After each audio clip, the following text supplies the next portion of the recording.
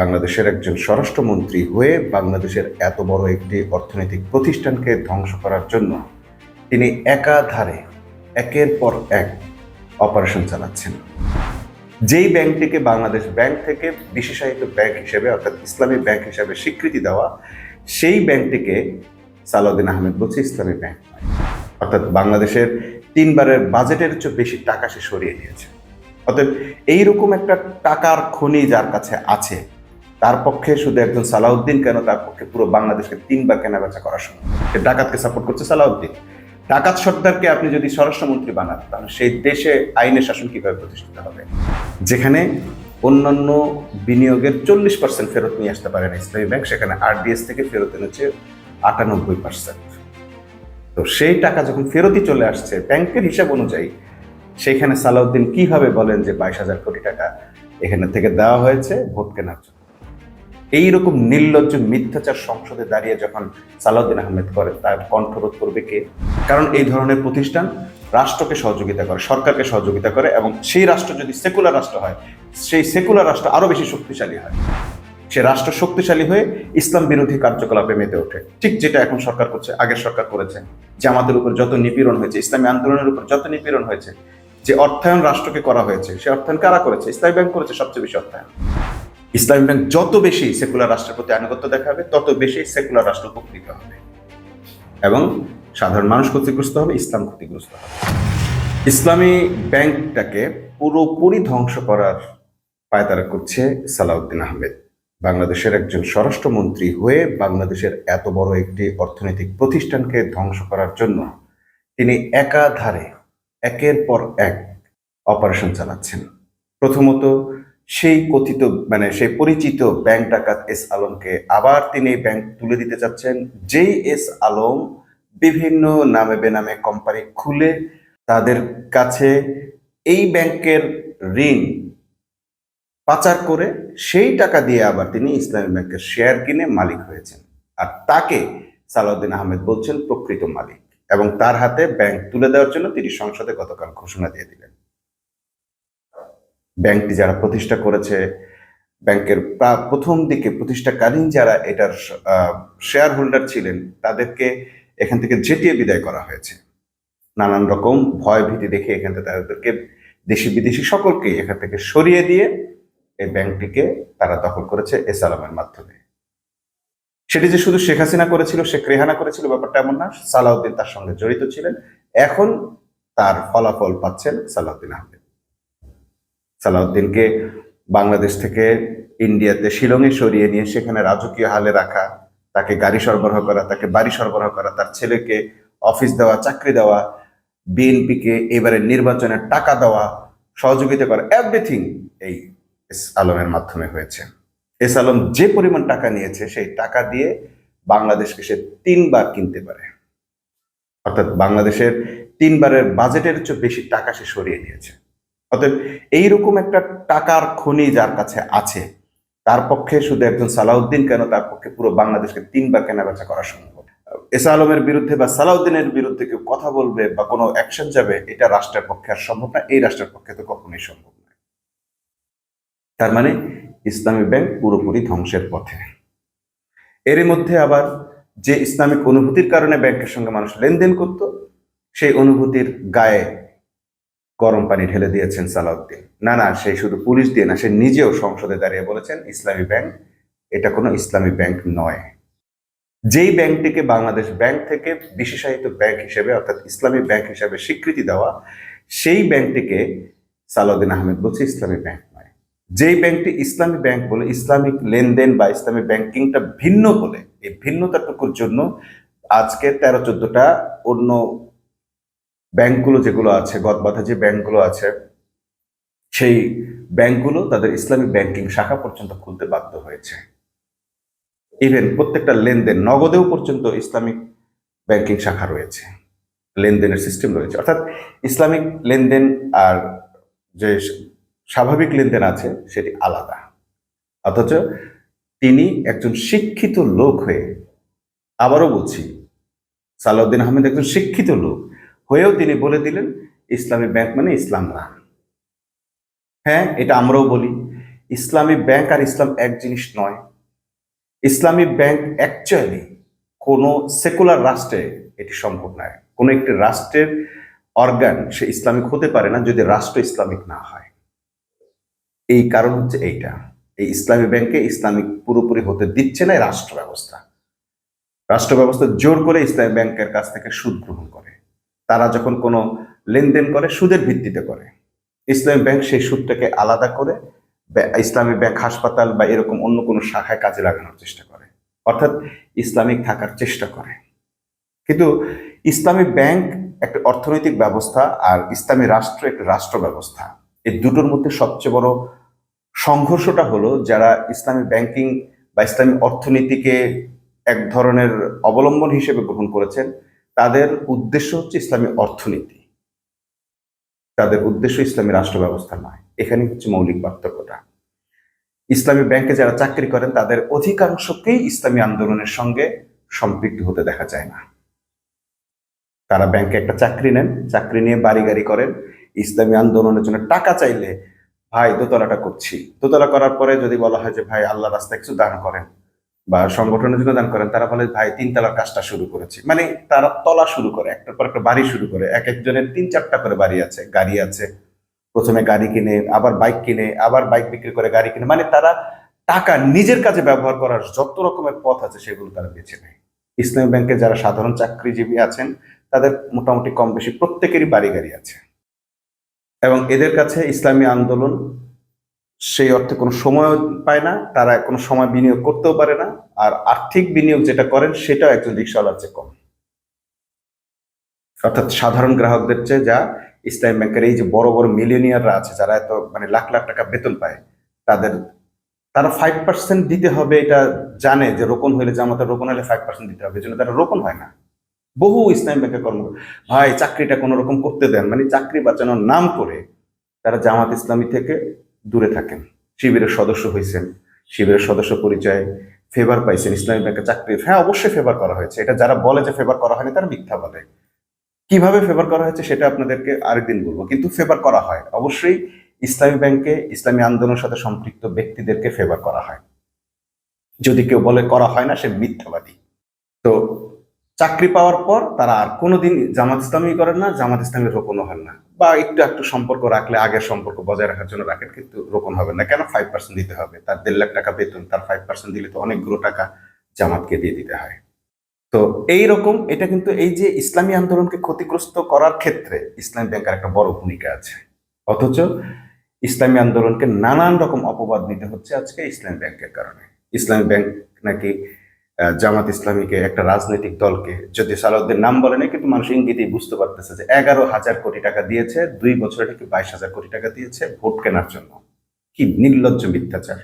ইসলামী ব্যাংকের হিসাব তো আছে, সেখানে দেখা যাচ্ছে 600 সামথিং বা 700, মোটামুটি 1400 সামথিং কোটি টাকা 2 বছরে আরডিএস এ দেওয়া হয়েছে। এর 98% টাকাই আবার তারা তুলে নিয়ে আসছে। আরডিএস হচ্ছে এমন একটা ডেভেলপমেন্ট মানে প্রজেক্ট, ঋণ প্রকল্প, যেটা হচ্ছে ক্ষুদ্র ঋণ, মানে গরিব মানুষকে, দরিদ্র মানুষকে ঋণ দেয়, এবং এই টাকা যত টাকা ঋণ দেওয়া হয় তত টাকায় আবার ঋণ ফেরত পাওয়া যায়, অর্থাৎ মাত্র 2% তারা ফেরত পায় না। যেখানে অন্যান্য বিনিয়োগের 40% ফেরত নিয়ে আসতে পারে না ইসলামী ব্যাংক, সেখানে আরডিএস থেকে ফেরত এনেছে 98%। তো সেই টাকা যখন ফেরতই চলে আসছে ব্যাংকের হিসাব অনুযায়ী, সেখানে সালাউদ্দিন কিভাবে বলেন যে 22,000 কোটি টাকা এখানে থেকে দেওয়া হয়েছে ভোট কেনার জন্য? এইরকম নির্লজ্জ মিথ্যাচার সংসদে দাঁড়িয়ে যখন সালাউদ্দিন আহমেদ করে, তার কণ্ঠরোধ করবে কে?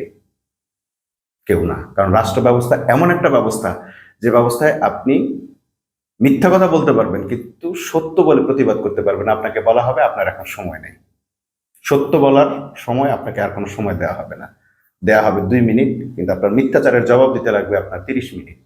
কারণ আপনি তো প্রতি মুহূর্তে মিথ্যা বলছেন। সর্বশেষ সুযোগটা তো মন্ত্রী পায়, এবং সে তখন আরো বড় মিথ্যাচার করে। আগের মিথ্যাচারের জবাব দিবেন, পরের মিথ্যাচারটা আরো বড় ভয়ঙ্কর। বাংলাদেশে যদি আইনি ব্যবস্থা থাকতো, একটি ব্যাংকের বিরুদ্ধে এরকম মিথ্যাচার করার সঙ্গে সঙ্গে কিন্তু সালাউদ্দিনের বিরুদ্ধে আইনি ব্যবস্থা নেওয়া যেত, যে তিনি একটি ব্যাংকের নামে, এটি ইসলামী ব্যাংক, বিশেষায়িত ব্যাংক, এবং সেইভাবেই বাংলাদেশ ব্যাংক থেকে সে অনুমোদন প্রাপ্ত, সেই ব্যাংকটিকে তিনি ইসলামী ব্যাংক নয় বলে যে সংসদে মিথ্যাচার করেছেন, এই ব্যাংকের সুনাম ক্ষুণ্ণ করেছেন, এই ব্যাংকের অস্তিত্ব অস্বীকার করেছেন, তার জন্য তার বিরুদ্ধে মামলা হতে পারে, অর্থনৈতিক প্রতিষ্ঠান ধ্বংসের জন্য তার বিরুদ্ধে মামলা হতে পারে, কিন্তু এটি হবে না। আর একটা জিনিস সে বলেছে, সেটা হচ্ছে যে আহ, গ্রাহকদের মধ্যে নাকি যারা গ্রাহক সমাবেশ করছে বা গ্রাহকরা যে প্রতিবাদ করছে, এটাকে তিনি বলতে চাচ্ছেন এটা জামাত শিবিরের প্রতিবাদ, এখানে গ্রাহকরা নেই। তো গ্রাহকরা যদি না থাকে, আমরা ধরে নিলাম গ্রাহকরা নেই, তিনি যেটা খুব তাচ্ছিল্যের সঙ্গে বললেন যে এক গ্রাহককে জিজ্ঞেস করছে, বলেন হ্যাঁ আপনার অ্যাকাউন্ট আছে, সে বলছে যে হ্যাঁ আমার অ্যাকাউন্ট আছে, এত লাখ টাকা আছে, বলছে 7 লাখ টাকা আছে, মানে তাকে নাকি শেখাই দিচ্ছে। অর্থাৎ পুরো ঘটনাটা সে এইভাবে উপস্থাপন করছে যে আসলে একজন গ্রাহক নয় এমন ব্যক্তি এখানে আসছে আন্দোলনে। আমি স্বীকার করি, বিশ্বাস করি যে ব্যাংকের গ্রাহক নয় এমন অনেকেই এখানে আন্দোলন করতে এসেছেন, কিন্তু তাদের অধিকার আছে। একটি ব্যাংক ধ্বংস হয়ে গেলে দেশের অর্থনীতি ধ্বংস হয়ে যায়। অতএব এই ব্যাংক বাঁচানোর আন্দোলন যে কেউ করতে পারে, গ্রাহকদেরই করতে হবে এমন নয়, 1 নাম্বার। 2 নাম্বার হচ্ছে, এরা যদি গ্রাহক না হয়, ব্যাংকের তো 3 কোটি গ্রাহক আছে, তারা কেন ঘরে বসে আছেন? তারা কেন আন্দোলনে আসছেন না? তারা কি মনে করতেছেন যে সালাউদ্দিন তাদের এই আলম আসলে তাদের টাকা থাকবে, তাদের টাকা পাচার হবে না? কি এমন দায় পড়েছে যারা গ্রাহক নয় তারা এসে আন্দোলন করবে? কেন তারা আন্দোলন করবে? জামাত ইসলাম বা শিবির যদি তাদেরকে এখানে অ্যাকোমোডেট করে, আমি বলবো যে তারা চরম ভুল করছে। কোনো দরকার নেই। যেই গ্রাহকরা নিজের টাকা নিজে বাঁচানোর জন্য তাগিদ অনুভব করে না, সেই গ্রাহকদের টাকা, সেই গ্রাহকদের ব্যাংক বাঁচানোর জন্য আপনাদের তাগিদ দরকারটা কি? ইসলামী আন্দোলনের জন্য ইসলামী ব্যাংক কোনোভাবেই জরুরি না। ইসলামী ব্যাংক জরুরি সাধারণ মানুষের জন্য, যারা হারাম হালাল বেঁচে চলতে চায়। বরং ইসলামী ব্যাংক ইসলামী আন্দোলনের জন্য ক্ষতিকর জিনিস। কারণ এই ধরনের প্রতিষ্ঠান রাষ্ট্রকে সহযোগিতা করে, সরকারকে সহযোগিতা করে, এবং সেই রাষ্ট্র যদি সেকুলার রাষ্ট্র হয়, সেই সেকুলার রাষ্ট্র আরো বেশি শক্তিশালী হয়। সে রাষ্ট্র শক্তিশালী হয়ে ইসলাম বিরোধী কার্যকলাপে মেতে ওঠে, ঠিক যেটা এখন সরকার করছে, আগের সরকার করেছে। জামাতের উপর যত নিপীড়ন হয়েছে, ইসলামী আন্দোলনের উপর যত নিপীড়ন হয়েছে, যে অর্থায়ন রাষ্ট্রকে করা হয়েছে, সে অর্থায়ন কারা করেছে? ইসলামী ব্যাংক করেছে সবচেয়ে বেশি অর্থায়ন। ইসলামী ব্যাংক খেলাধুলায় টাকা বিনিয়োগ করেছে, প্রচুর টাকা বিনিয়োগ করেছে, সরকারের বিভিন্ন প্রজেক্টে ব্যয় করেছে, যেই প্রজেক্টগুলোর টাকা সরকার চুরি করে নিয়েছে, এবং যেই টাকা দিয়ে মাস্তান পেলে অস্ত্র কিনে সাধারণ মানুষের উপর গুলি চালিয়েছে, যেই টাকা দিয়ে লক্ষ লক্ষ গুলি চালানো হলো হেফাজতের উপর, সেই গুলির টাকা কোথায় পেয়েছে সরকার? সরকারকে চালায় তো এই ব্যাংকগুলো। এই সরকার যে আসার পর 40,000 কোটি টাকা ঋণ নিয়েছে, 40,000 কোটি টাকা ঋণ নিয়ে যে সে দেশ চালাচ্ছে, এই টাকা কে দিয়েছে? তাকে ব্যাংক দিয়েছে। ব্যাংকের টাকা কার? জনগণের। এখন এই 3 কোটি গ্রাহকের মধ্যে যদি 1 কোটি গ্রাহক এসে রাস্তায় প্রতিবাদ করতে না পারে, জামাত শিবির তাদের 2-4 জন 10 জন 10,000 লোক দিয়ে প্রতিবাদ করে যদি ব্যাংক বাঁচায়, কেন বাঁচাবে? আমার দায়টা কোথায়? এই ব্যাংক যদি বাঁচাইতে হয়, যদি গ্রাহকরা তাদের আমানত রক্ষা করতে চায়, তাহলে গ্রাহকদের রাস্তায় নেমে আসতে হবে।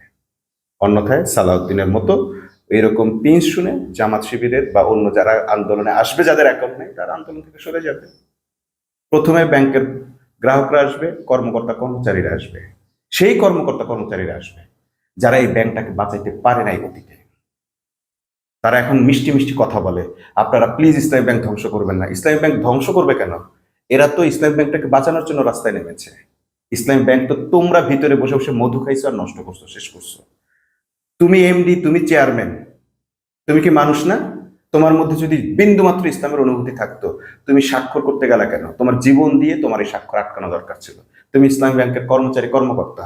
এস আলম যখন এই ব্যাংক কেড়ে নিচ্ছে, তখনই তোমার দায়িত্ব ছিল এইটা নিয়ে রাস্তায় নেমে আসা, কলম বিরতি পালন করা, ব্যাংকের চাকরি ছেড়ে দেওয়া। ইসলামী ব্যাংকের ইসলামী আন্দোলনের কর্মীরা এত বেশি অর্থলিপ্সু, আজকে যদি তাদেরকে জামাতের আমির বা ইসলামী আন্দোলনের কোন নেতা বলে যে আপনার চাকরি ছেড়ে দেন, বলে খাইছে এটা কি কয়, পাগল ছাগল। 1% লোক চাকরি ছাড়বে না। ইসলামী ব্যাংকের চাকরি এত ইন্টারেস্ট। বলে ইসলামী আন্দোলন বাদ দিয়ে দিলাম, জামাত ইসলাম বাদ দিয়ে দিলাম, শিবির করা বাদ, শপথ বাদ। কিসের শপথ? কিচ্ছু থাকবে না, আমার আগে চাকরি চাই। বরং উল্টা বলবে হ্যাঁ আপনারা কর্মসংস্থানের ব্যবস্থা করতে পারছেন না, আমরা এখন চাকরি ছেড়ে দিলে খাবো কি? মানে রিজিকের মালিক হচ্ছে ইসলামী ব্যাংক। অথচ ইসলামী আন্দোলন হওয়া উচিত ছিল, এই যারা আছে এখন ইসলামী ব্যাংকে যারা চাকরি করে, ইসলামী ব্যাংকের প্রধান উদ্দেশ্য হওয়া ছিল ইসলামী রাষ্ট্র ব্যবস্থা পরিচালনা করা। সে রাষ্ট্র ব্যবস্থার এক ধাপও আগাইতে পারে না ইসলামী ব্যাংক। কারণ এই চাকরিজীবীরা, কারণ এই সেকুলার রাষ্ট্রের প্রতি তাদের আনুগত্য।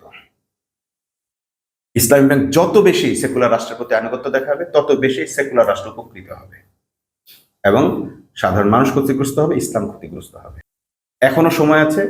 যদি গ্রাহকরা রাস্তায় নেমে আসেন, প্রকৃত গ্রাহকরা রাস্তায় নেমে এসে প্রতিবাদ করেন যে আমাদের আমানত আমরা সরিয়ে ফেলবো যদি না খুরশেদ আলমকে সরানো হয়, যদি না এস আলমকে সরানো হয়।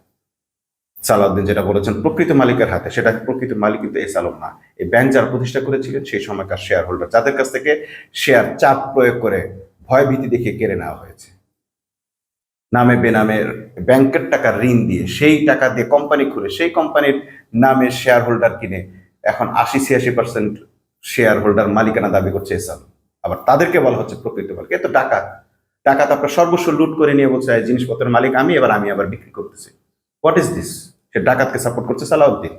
ডাকাত সর্দারকে আপনি যদি স্বরাষ্ট্রমন্ত্রী বানান, তাহলে সেই দেশে আইনের শাসন কিভাবে প্রতিষ্ঠিত হবে? ব্যাংক বাঁচানোর জন্য এখন একটাই করণীয়, রাজনৈতিক ব্যানার নয়, রাজনৈতিক শক্তি নয়, রাজনৈতিক শক্তি ব্যাকআপে থাকবে, ব্যাকএন্ডে থাকবে। জনগণকে, গ্রাহকদেরকে নামতে হবে। আর যদি রাস্তায় না নামে গ্রাহক, আমি মনে করি যে আমাদের কোনো দায় নেই। এরকম ইসলামী ব্যাংক ধ্বংস হয়ে গেলে ইসলামের উপকার ছাড়া ক্ষতি হবে না। যে ইসলামী ব্যাংক এর কর্মকর্তা কর্মচারীরা ইসলাম প্রতিষ্ঠার জন্য জীবন দিতে উৎসাহিত নয়, রাস্তায় নামতে রাজি নয়, যে ইসলামী ব্যাংকের গ্রাহকরা নিজেদের সম্পদ বাঁচানোর জন্য রাস্তায় নামতে পারে না, সেই ব্যাংক, সেই জনগণ ধ্বংস হয়ে যাওয়া উচিত। মহান আল্লাহ তাআলা এই জাতিকে রক্ষা করবেন না যে জাতি নিজের ভাগ্য পরিবর্তনে নিজেরা সচেষ্ট নয়। অন্যের উপর মাথা কাঁঠাল ভেঙে খাবেন, অমুক ইউনিট থেকে 50 জন, অমুক ইউনিট থেকে 60 জন এসে আপনাদের ব্যাংক রক্ষা করবে আর আপনারা আঙ্গুল চুষবেন বাসায় বসে বসে। এইরকম ধ্বজভঙ্গ আন্দোলন আমরা চাই না। যদি ব্যাংক বাঁচানোর তাগিদ থাকে তাহলে সেটা 3 কোটি গ্রাহকের। আপনারা যদি আন্দোলন করতে না পারেন, আপনারা আপনাদের টাকা কিভাবে হেফাজত করবেন সেটা আপনারা ঠিক করেন। সবাইকে উদাত্ত আহ্বান জানিয়ে আজকের মতো আল্লাহ হাফেজ।